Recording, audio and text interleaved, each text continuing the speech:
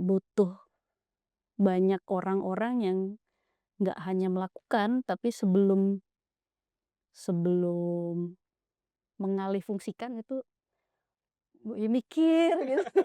Kami dulu pasang di Cisadane, cuma nggak sanggup tuh alat karena saking Saking banyaknya? absurdnya yang Oh, wow. lewat.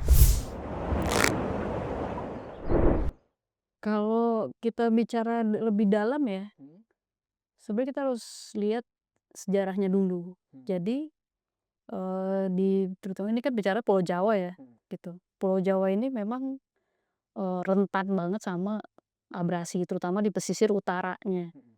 gitu. Nah, dulu, eee, sebelum ke situ kita mundur dulu, kalau sebenarnya pesisir utaranya Jawa ini harusnya kan semua keprotek sama yang namanya kawasan mangrove atau ekosistem mangrove, Oke. gitu. Jadi, mungkin ini buat informasi juga ya Hmm. ke teman-teman semua bahwa ekosistem pesisir, terutama di Indonesia, ini ada 3 yang wajib untuk dilindungi. Yang pertama itu ekosistem mangrove, yang kedua ekosistem padang lamun Waduh. atau seagrass. Hmm. Jadi ini beda dengan rumput laut, tapi ini kalau rumput laut kan seaweed, Hmm. ini seagrass. Jadi padang lamun bahasa Indonesianya, dan yang ketiga adalah terumbu karang. Nah, ekosistem ini ketiganya saling berkaitan gitu kan. Selain dia menjaga pesisir, mereka juga ngejaga, habitat si biota-biota lautnya lah. Kayak misalnya di mangrove itu tempat ikan bertelur, kepiting bertelur, dan udang-udang situ berkembang biak gitu kan. Di padang lamun tempat penyu makan, dugong, dan sebagainya. Nah, di terumbu karang itu rumah-rumah ikan juga, katanya yang ikan-ikan kecil sebelum nanti mereka lebih ke tengah lagi lah gitu kan untuk dipancing. Nah, permasalahannya adalah ke Indonesia ini bukan masalah ya, karunianya adalah Ini. Indonesia ini karunia ini punya biodiversity tinggi sekali gitu kan. Kalau di ranah pesisir itu kita punya seperempat mangrove-nya dunia. Oke. Artinya dunia ini sangat bergantung sama mangrove-nya. Seperempat lagi. Seperempat loh dari seluruh dunia, itu besar sekali. Hmm. Di saat mungkin, Malaysia, Filipina itu hanya punya, ratusan ribu hektar, Indonesia itu punya 3 juta hektar gitu. Indonesia sendiri gitu. Nah, kejadiannya adalah kalau kita flashback mungkin di tahun 80-an, 90-an sampai 2000 itu alih fungsi lahan itu besar-besaran tuh di pesisir Jawa. Oke. Dari apa, karena kan itu kan tempat pemijahan udang gitu ya, tempat apa, jadi mungkin banyak, yang beranggapan bahwa, "Oh, ini bagus nih dijadikan tambak," gitu. Jadi Alih fungsi. alih fungsi lahan jadi tambak. Nah, itu masif sekali sampai, dari di utara Jawa itu sangat-sangat masif. Itu mungkin terjadi di tahun 90-an ya, sampai ke 2000-an alih fungsi lahan itu. Nah, itulah momennya di situ. Ketika ada satu momen kayak contohnya sampai ke yang paling dekat dari kita tuh di Muara Gembong, di Bekasi, itu terjadilah abrasi besar-besaran di situ. Ini kalau googling nanti bisa lebih lengkap tuh dapat ceritanya. Nah, itulah yang menyebabkan sekarang gini, kita kan bicaranya hutan ya, penebangan hutan mangrove secara besar-besaran itu mengakibatkan abrasi. Sedangkan proses untuk menuju hutan itu jadi sebuah ekosistem yang jadi, itu kan prosesnya puluhan tahun sampai ratusan tahun. Terus nggak bisa sesimpel, "Oh, ya udah tinggal ditanemin lagi," gitu.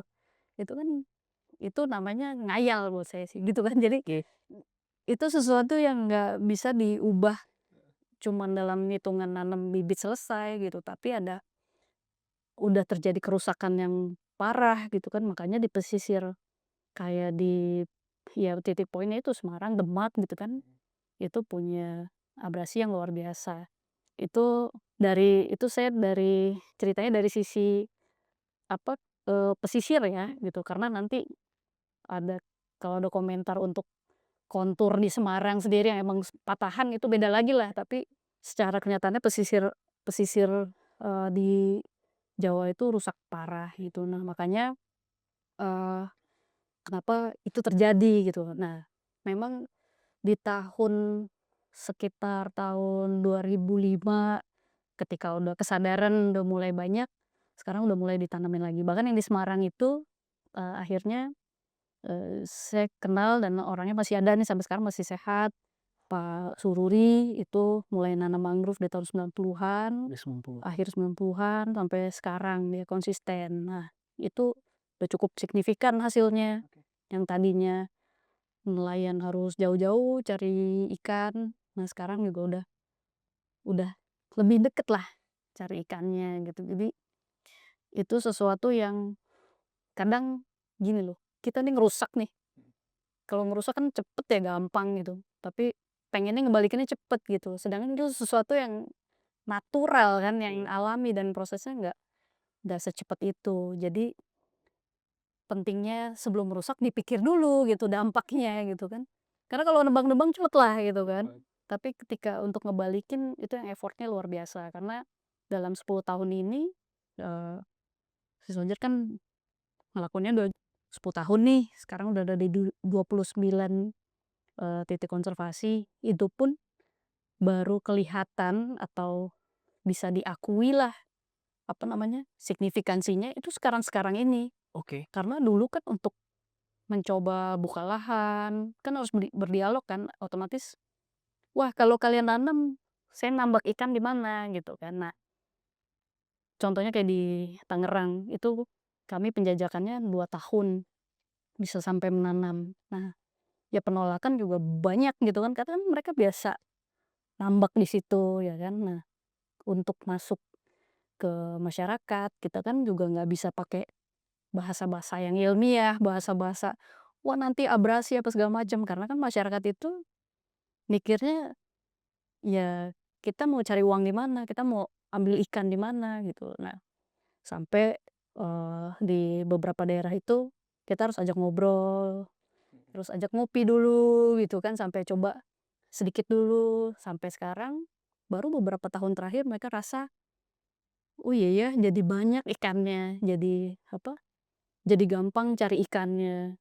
Kayak yang di Sulut, dan di beberapa titik lain di tempat apa, transplantasi atau rehabilitasi karang itu, oh ya bisa jadi tempat wisata juga gitu kan, bisa jadi spot diving juga, bisa jadi coral garden gitu kan.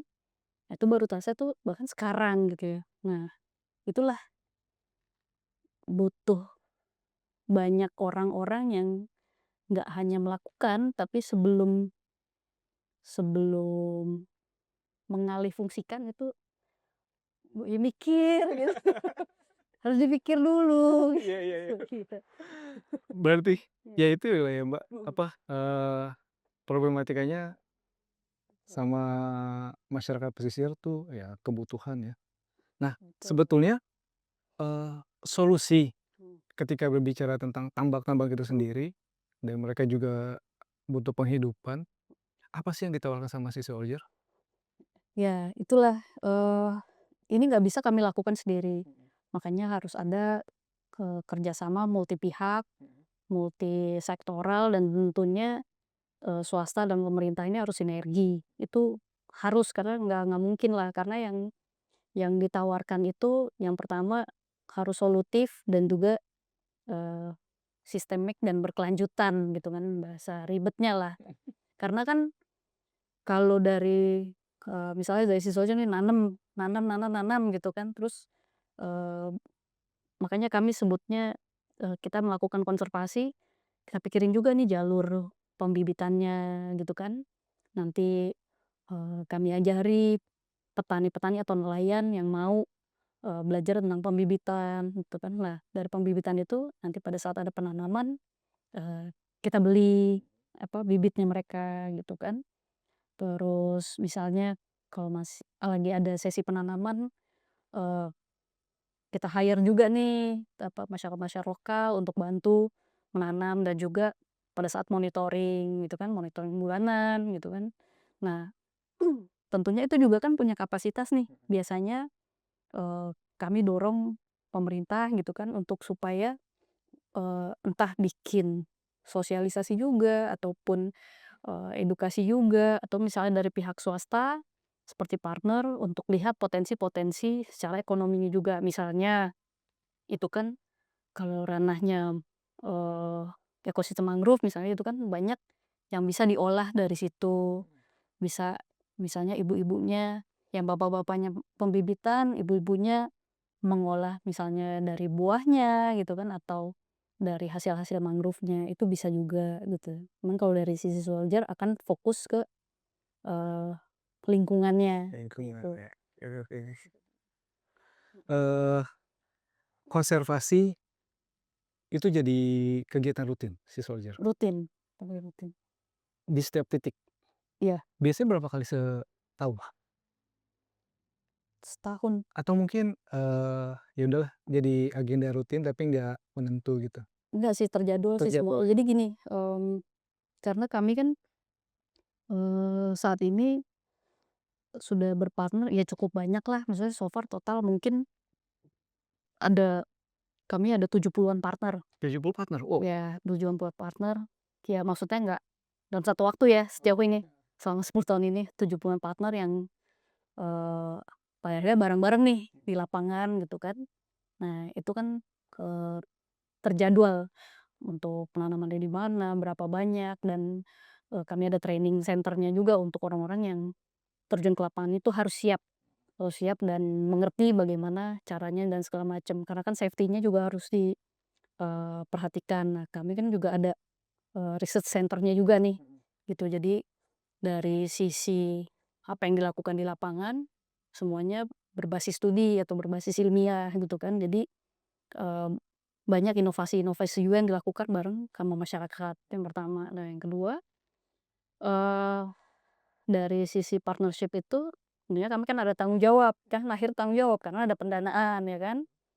Eee, ya karena kalau tanpa pendanaan juga nggak realistis lah kita gimana operasionalnya gitu kan, pasti kan kita butuh, support baik dari swasta maupun pemerintah gitu kan. Nah dari sisi pendanaan itu tentunya akan tanggung jawab, si soldier bertanggung jawab akan segala yang terjadi di lapangan dan juga pasti ada pelaporannya. Nah makanya semuanya, eee, terjadwal. Nah monitoring itu pun, eee, terjadwal juga. Nah karena memang, mungkin dari sisi kuantitas ya udah cukup banyak ya, jadi ya tiap minggu ada aja sih jadwalnya. Nah tapi di luar itu karena, si soldier itu adalah basisnya komunitas, jadi, saya sama Nadine terus mendorong, ya intinya ada nggak ada partner tetap harus jalan. Dengan apa, dengan teman-teman relawan yang ada. Kita tetap bisa patungan, jadi nggak fokus ke yang besar-besar, tapi itu patungan yuk kalau misalnya lagi ada, ataupun kita galang-galang dana acara kecil-kecilan itu masih banyak. Jadi, setiap minggu pasti ada aja sih gitu. Karena bukan itu tadi makanya kalau kita mau menanam gitu ya, mau menanam banyak nih, oh 1.000 bibit, 10.000 bibit itu gampang-gampang aja gitu kan, tapi gimana caranya walaupun mungkin yang kita tanam ini 10 ataupun 50 sedikit kan gitu kan, tapi gimana caranya mereka tuh hidup semua, itu yang itu yang jadi tantangan. Contohnya itu. Berarti soal, apa namanya, soal, pendanaan tadi udah jelas ya, banyak banget yang udah bergabung gitu. Lalu Mbak, si Soldier sendiri, cara gabungnya gimana? Ini pertanyaan yang banyak sekali ya, Oh iya iya. sendiri bingung gitu. Karena, eee, jadi gini, sebenarnya ini di awal juga agak-agak personal. Jadi dulu tuh, sebelum ada si soldier, saya kan juga aktif di komunitas-komunitas lah gitu kan. Nah, saya nggak usah sebutin namanya karena terlalu terkenal. Jadi ada satu, komunitas yang kayaknya kok susah banget masuknya gitu. Jadi saya daftar, emang kan ya kadang-kadang rezeki juga ya, Iya. mau masuk kegiatan atau komunitas kok pakai ada wawancara lah, harus Oh iya? ngirim ini dulu ya, mau kegiatan tuh saya harus ngirim, apa, kayak cover letter gitu, terus harus cerita gitu kan, ya nggak apa-apa effort, tapi nggak pernah masuk gitu loh. Mhm. Nah, sebenarnya itu saya bawa ke si soldier akhirnya saya Oh gitu? pengen pokoknya nih kan ibaratnya kita pengen semua jadi relawan, saya nggak mau ribet-ribet, orang yang mau ikut-ikut lah, gitu. Eee, Jangan membatasi orang-orang, Mhm. itu karena personal ya, jadi siapapun eee, boleh boleh join gitu, saya nggak pengen orang-orang yang paham-paham doang, ataupun yang minat-minat doang, ya yang nggak minat ataupun yang dirasa nggak nyambung juga silakan aja. Makanya saya seneng kalau ada bentuk kolaborasi lintas komunitas gitu. Oke. Kayak misalnya, yuk kita kita kerja sama sama anak-anak sepeda gitu, misalnya dulu pernah sama komunitas sepeda.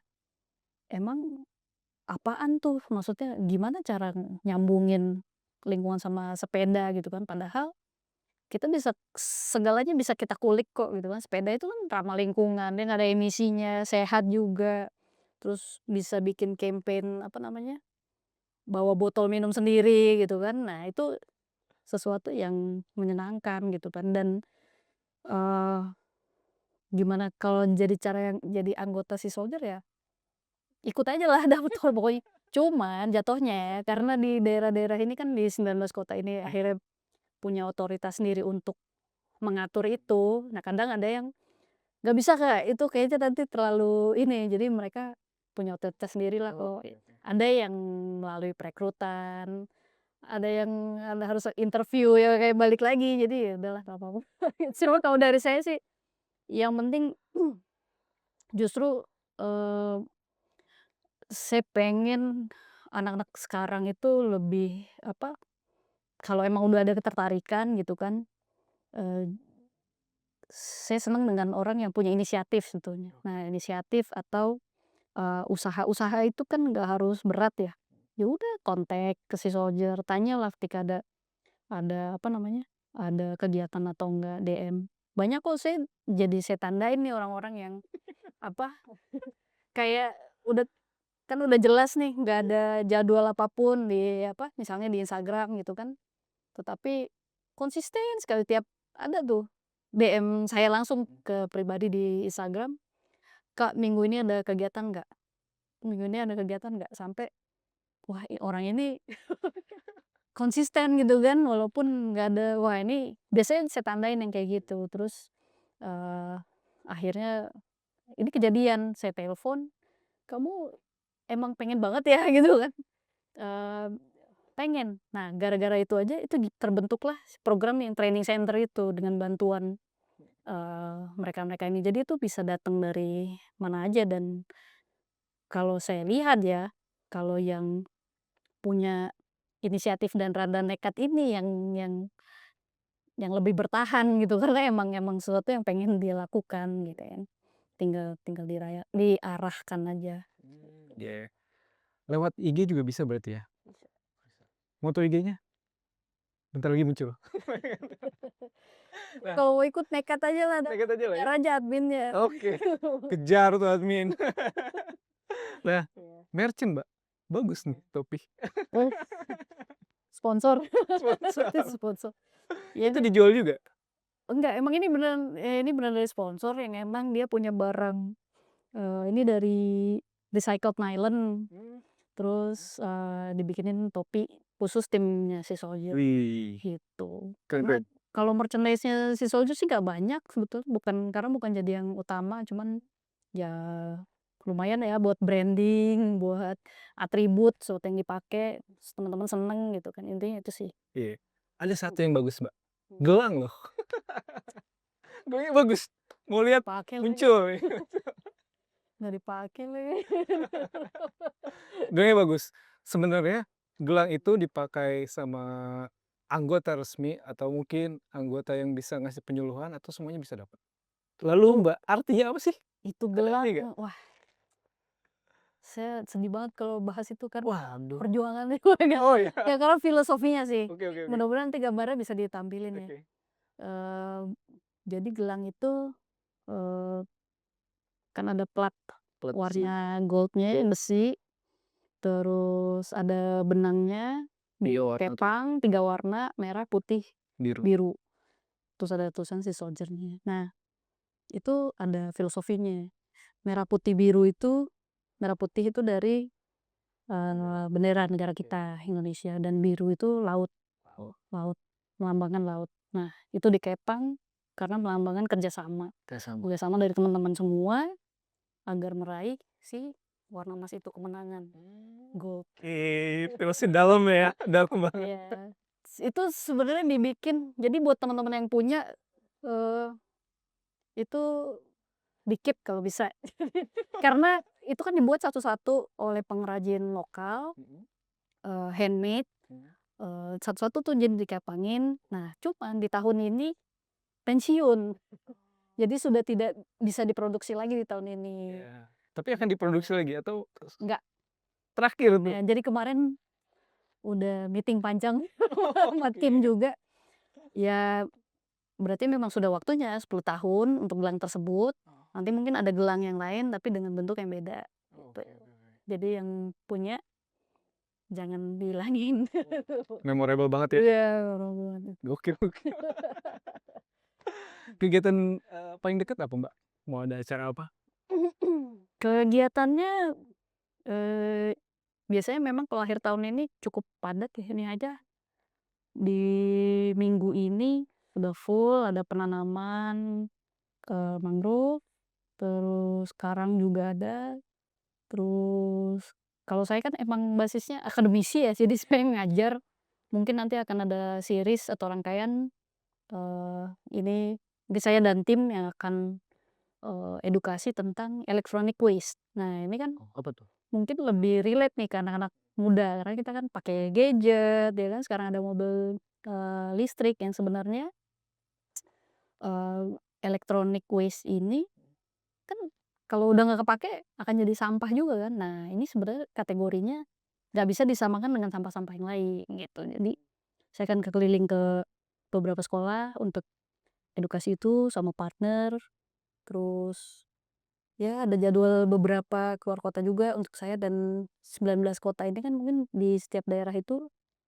rutin ya, ada kegiatan juga. Cuma saya belum belum ke-update jadwal. Oke. Iya ya, balik lagi ya, Kementerian Pendidikan nih, perlu banget di-tag apa kita? Lalu Ya pengen banget. Jadi, saya mau cerita sedikit, jadi oke. kami pernah bikin sekolah loh sebenarnya, Oh iya, di di mana? Halmahera, Wow, tepatnya di Weda. di Jadi Beda. heeh, di Weda. Di Halmahera kami bikin sekolah namanya, SMA Sea Soldier. Wow, Iya, karena waktu itu ada teman, tim Sea Soldier juga yang memang di dinas pendidikan. Cuman ya ternyata emang karena penasaran juga ya gimana sih caranya bikin sekolah, waktu itu udah berdiri. Ternyata kan ada syarat ya jumlah murid gitu kan. Nah, karena di kepulauan, eee, akhirnya kami nggak lanjutin karena gak ada yang mau ngajar. jauh Maksudnya jauh jauh. jauh-jauh. Tapi kurikulum sama?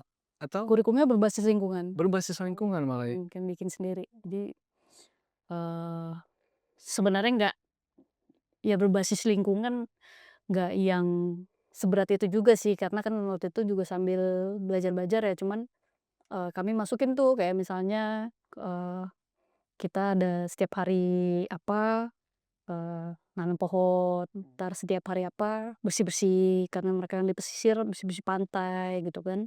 Terus belajar pemilahan sampah juga mandiri gitu. Ngerasain sekali tuh, ya. Eee, lalu sebelum kita akhiri, asik. Secara gambaran umum, sampah yang menuju laut berasal dari sungai-sungai. Mungkin nggak sih di setiap sungai yang ada di pesisir laut itu dibuat pembatas, ya TPA akhir lah mungkin, semuanya dibatasi sungai-sungainya, lalu sampah-sampah yang bisa diangkut, ya apa, gerbang terakhir sebelum masuk ke laut. Hal itu bisa berdampak nggak sih menurut Mbak? Pasti ada, karena kan sudah banyak yang melakukannya. Oke. Sea Soldier pun pernah bikin yang namanya trash boom, Mhm. itu ya sebenarnya sama yang dilakukan sama teman-teman Pandawara, Sungai Watch, dan semua teman-teman lain yang bikin, barrier Mhm. semacam Oh iya itu iya. ya kan, kayak ya di palang gitu kan. Mhm. Nah, pasti ada dampaknya lah, pasti ke laut jadi lebih bersih. Kami dulu pasang di Cisadane, cuma nggak sanggup tuh alat karena saking Saking banyaknya? absurdnya yang Oh, wow. lewat tuh, kayak tiba-tiba ada kasur, Oh. ada wah itu macam-macam lah. Nah, itu kami nggak lanjutkan. Mungkin, teman-teman misalnya yang lain yang lebih fokus, misalnya ada pendanaan di situ, itu silakan. Itu pasti jadi semua hal atau semua effort yang kita lakukan itu pasti kan ada dampaknya ya, gitu. Cuman kalau di Sea Soldier kami, hentikan waktu kan, karena yang kami lakukan adalah fokusnya balik lagi ke edukasi gitu kan. Karena itu kan sifatnya sementara lah. Kalau misalnya mau dipasang itu di seluruh titik di Indonesia, tapi kalau, eee, kebiasaan buang sampahnya itu tetap dilakukan, saya rasa juga nggak akan kuat juga, nggak adil juga, nggak akan selesai juga gitu loh. Karena yang paling penting adalah kesadaran dari, masyarakatnya. Jadi menurut saya ini harus jalan bareng. Apakah program itu jadi sia-sia? Nggak juga gitu. Pasti pasti semua ada manfaatnya. Sama kayak misalnya bersih-bersih pantai. Bersih-bersih pantai itu sebenarnya bukan kegiatan utamanya si Soldier, cuman dalam ranah awareness gitu kan, untuk menyebarkan isu-isu, untuk memperkenalkan bagaimana kondisi di laut, itu sangat bagus untuk orang-orang gitu kan. Karena kalau mau dibersihin, ibaratnya dibersihin 1.000.000 kali, kalau kita buang di situ mau berapa banyak bersih-bersih pantai yang kita lakukan gitu ya. Karena yang harus dibenerin akarnya itu kan dari, pendidikan, yang pendidikan akan mengubah perilaku. Nah, itu sebenarnya jadi harus dicari akarnya. Akarnya sebenarnya udah ketemu, tinggal di karena kan semua kan pasti butuh biaya dong. Kita mau Banget. sekecil apapun bersih-bersih pantai ataupun bikin alat itu kan tidak tidak murah gitu. Begitu juga dengan, eee, pendidikan. Jadi mana yang harus dibangun duluan, fokusnya titiknya di mana. Nah, kami memilih fokusnya adalah di, eee, edukasi. Karena kami udah pernah coba tuh. Jadi, wah secara fisik ya capek juga gitu kan, tiap hari harus ngangkutin sampah bertonton, ya sudah gitu. Lalu, ada satu sih, Mbak, yang sempat saya pikirin gitu ya. Rata-rata ya kota, pemerintah tuh ngangkut sampah, sampah darat. Ada gak sih kota yang ngangkut sampah sungai? Atau mungkin ya saya pikir secara apa, secara orang umum seperti saya gitu Mhm. mikirnya, kalau setiap kota punya gate masing-masing di setiap sungai, ngurusin masalah sampah di sungai, di setiap kota mereka masing-masing gitu ya. Jadi kota apa, sampah yang ada di kota mereka nggak keluar dari kota mereka gitu, semua punya batas sendiri. Ini, eee, pertanyaannya, menarik nih, karena gini, sungai itu kan ngalir, Iya. kita buang di titik A, sampahnya nyampe di titik B. Orang-orang yang di titik B ngerasa itu bukan sampah Iya. kita, itu sampah-sampahnya orang A. Iya. Sampah A ngebersihin apa dong? Kan gitu, itu yang pertama, ya kan? Karena dia nggak ngelihat sampahnya dia, gitu Iya. kan. Udah ngalir ke bawah. Yang kesel orang-orang yang di bawah. Harusnya yang diubah yang sana dong. Itu terjadi. Ini maksudnya saya bukan ngarang-ngarang gitu ya, itu terjadi karena dia berpindah, yang pertama. Yang kedua, apakah secara, balik lagi nih, secara fasilitas, pendanaan, itu, eee, kita bisa kita bisa ngelakuin itu, sedangkan urgensi di ranah yang lain itu banyak. Nah, makanya, saya nggak mau ngomentarin pemerintah deh, capek. Emang udah capek banget sama pemerintah. Capek, maksudnya, mmm, itu udah ini urusan di luar podcast lah ya, Ah, tapi oke. pada intinya gini, saya ngelihat banyak banget akhirnya kelompok-kelompok masyarakat, yang mengesampingkan itu tadi, siapapun yang buang sampah, tapi banyak kok yang akhirnya ya itu ngejaga titik-titik, sungai di mana mereka, tinggal sendiri. Contohnya ada misalnya yang di, kami berpartner dengan komunitas di, danau atau itu di Citongtut, kalau pernah dengar, di Kabupaten Bogor. Itu yang tadinya kotor sekali, sekarang mereka, guyup gitu kan, dijadiin komunitas di situ, ada patroli sungainya. Nah, itu kan jadi bagus sekali, gitu. Jadi, ya harapannya itu bisa terjadi gitu loh. asal memang ada kesadaran yang ditumbuhkan oleh, eee, masing-masing di masyarakat itu sendiri gitu. Silakan aja, bisa gitu. Bisa ya? Tapi balik lagi, apakah itu merupakan solusi yang akhir? Saya rasa enggak. Karena Oke. akan tetap banyak orang-orang yang, ya udahlah entar juga dibersihin gitu kan. Gitu loh. Jadi balik lagi, itu harus berbarengan. Nah, porsinya itu harus lebih banyak ke edukasi gitu. Edukasi dan juga saya banyak berharap deh dengan generasi yang sekarang gitu kan, betul, tuh. Harapan terbesarnya apa, Mbak, buat ke depannya kita? Perubahan Perubahan perubahan ya? yang signifikan gitu karena, eee, saya ngelihatnya kalau dibilang tidak serius ya, serius tapi kok lambat. Contohnya sederhananya Indonesia bebas sampah, dulu Indonesia bebas sampah, 2020. 2020 nggak tercapai, diperpanjang sampai 2025. Ini sekarang udah 2025 kita nggak bebas-bebas juga, malah makin parah kan, Iya iya. gitu. Artinya, mmm, ya saya kan juga makin nambah nih umurnya ya kan, saya kan realistis dong, wah Iya iya. saya udah umur segini berarti mau sampai kapan sih gitu kalau ngebulet pikirannya di situ. Kayaknya saya harus, berpikir dan bertindak sesuai sisa umur nih ya kan, gitu kan. Itu jadi, kita harus bagi-bagi pikiran dan saya rasa kita butuh percepatan lah, harapannya Mhm. bisa ada perubahan yang signifikan di ranah lingkungan hidup. Berat banget ya. Berat, makanya kalau saya sih nyantai lah. Nyantai. Nyantainya nyantai, ya mau gimana lagi, saya selalu teringat waktu kemarin beberapa tahun lalu saya sekolah, mmm, cuma diingetin sih Mhm. sama sama guru saya gitu. Jadi, karena kan saya dulu tuh orangnya orang yang marah gitu, marah terhadap situasi dan kondisi, Oke. gitu. Jadi, "Wah begini, salah, harusnya begini." Nah, makin ke sini kan kita makin belajar nih, Iya. karena itu, oh ya udah memang itu kan sesuatu yang harus terjadi gitu loh dan kalau orang yang marah itu kan capek ya, gitu. Nah, dia sih cuma pesan, "Nanti kalau, ke depannya, eee, ketika disuruh memilih gitu kan dalam sebuah pergerakan, eee, pilihlah yang bernada optimis gitu, jangan membawa pesimisme, karena dengan optimis biasanya nafasnya lebih positif, maksudnya lebih bisa diterima. Karena kalau fokusnya kepada hasil atau kemarahan, nanti kita capek sendiri gitu. Wah, ya udah, saya lebih santai sih soalnya. Karena kan saya juga nggak bisa ngubah banyak hal, tapi setidaknya bisa mengupayakan sesuatu. Ah, oke. Mhm. Menarik banget ya. Eee, ya banyak banget nih yang udah di-share sama Mbak Dini.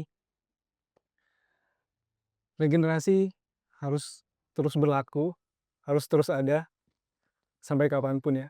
Bahkan ketika berbicara 1 dekade lama SC Soldier sudah berdiri, bergerak di bidang ini, masih banyak hal yang sangat butuh peran masyarakat.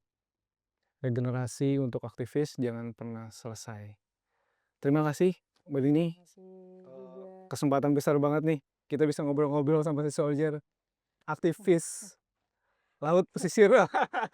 Saya tuh suka bingung kalau dibilang aktivis, keberatan. Maksudnya bukan saya yang keberatan, tapi wah berat sekali ya. Oke. Gitu. Satu kata Mbak Dini, Hah? satu kata Mhm, buat, mhm, audiens kita, mhm. apa? Berani. Berani. Oke deh, sampai jumpa di episode selanjutnya. Dadah.